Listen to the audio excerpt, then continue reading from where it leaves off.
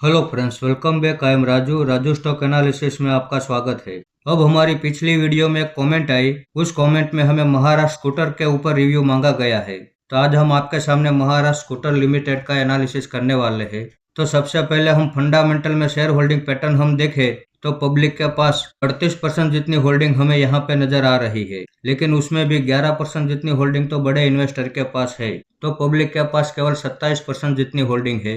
Government के पास इसमें 0.01% की होल्डिंग है। डीआईएस के पास 3.5% जितनी होल्डिंग है। एफआईएस के पास 6% जितनी होल्डिंग है और बाकी की सारी होल्डिंग प्रमोटर के पास मौजूद है।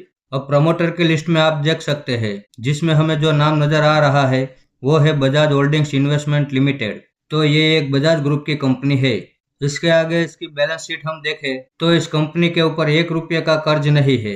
ये एक जीरो डेब्ट कंपनी है। अब 2014 से लेकर अब तक का बोरोइंग का डेटा आप देख सकते हैं।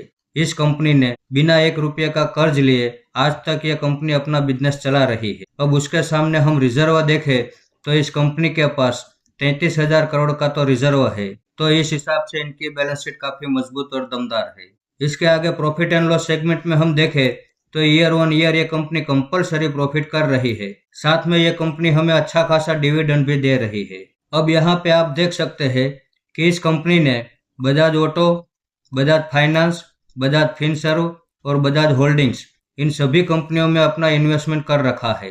अब 1999 से लेकर अब तक का चार्ट आप देख सकते हैं। 2025 में इसने 18,538 का ऑल टाइम हाई बनाया था और वहां से गिरावट करते हुए अभी ये 13,131 के पास ट्रेड कर रहा है। अब हमें कमेंट करने वाले हमारे व्यूवर्स को हम इतना ही बताना चाहेंगे कि इसका फंडामेंटल तो काफी ज्यादा शानदार है, लेकिन इसके चार्ट में जो टेक्निकल पैटर्न चल रही है उस टेक्निकल पैटर्न के हिसाब से इसमें हमारा जो पहला सपोर्ट निकल कर आ रहा है वो 7,000 रुपये के पास है। तो जब तक ये गिरावट करके 7,000 रुपये के पास नहीं आ जाता तब तक हमें इसमें वेट एंड वॉच करना चाहिए। तो जिस दिन ये गिरावट करके 7,000 के पास आएगा उस दिन हम इस कंपनी में भी इन्वेस्टमेंट करेंगे और उस दिन हम आपके सामने इसका फिर से रिव्यू करेंगे और इसका टारगेट की बात भी करेंगे। वैसे अभी इस लेवल पे एंट्री लेने में रिस्क ज्यादा हो जाता है और रिवॉर्ड बहुत ही छोटा हो जाता है, और अगर हमें रिस्क छोटा और रिवॉर्ड ज्यादा चाहिए तो इसमें थोड़ी और गिरावट होने का हमें इंतजार करना पड़ेगा।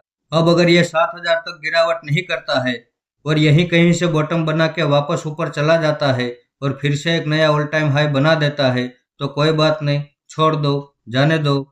ये नहीं तो कोई और सही, क्योंकि हमें छोटा प्रॉफिट नहीं बड़ा प्रॉफिट चाहिए, और अगर हमें बड़ा प्रॉफिट चाहिए तो बड़ी गिरावट का इंतजार भी करना पड़ेगा। वैसे इसका चार्ट बड़ा ही पावरफुल है। ये चाहे कितनी भी बड़ी गिरावट क्यों न करे, लेकिन वापस जल्द अपना पिछले ऑल टाइम हाई को ब्रेक करके एक नया ऑल टाइम हाई ये बना देता है। तो हमें कमेंट करने वाले हमारे व्यूवर्स को सारे सवाल के जवाब मिल गए होंगे। फिर भी अगर कोई डाउट हो तो आप हमें फिर से कमेंट कर सकते हैं। तो इस वीडियो को आप मेरी ओर से बाइंग या सेलिंग की रिकमेंडेशन ना समझे। ये मेरा पर्सनल व्यू है जो मैं आपके सामने शेयर कर रहा हूँ। ऐसे ही अच्छे अच्छे टेक्निकल और फंडामेंटल वाले स्टॉक मैं आपके सामने लाता रहूँगा। आपने यहाँ तक मेरा वीडियो देखा उसके लिए आपका बहुत बहुत धन्यवाद।